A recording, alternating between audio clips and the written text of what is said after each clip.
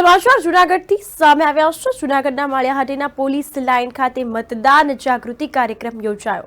લોકસભાની ચૂંટણી આવી રહી છે ત્યારે માળિયાહાટીના નાયબ મામલતદાર એલએન મારુ માર્ગદર્શન હેઠળ મતદાન જાગૃતિ અભિયાનનું આયોજન કરવામાં આવ્યું હતું। કાર્યક્રમમાં પોલીસ લાઇન આસપાસ રહેતા લોકો તેમજ પોલીસ સ્ટાફ સહિતના લોકો ઉપસ્થિત રહ્યા હતા અને નાયબ મામલતદાર એલએન મારુએ મતદાન જાગૃતિ અંતર્ગત उपस्थित लोगों ने प्रतिज्ञा लेवડાવવામાં આવી હતી અને આ અંગે લોકોને જાગૃત કર્યા હતા।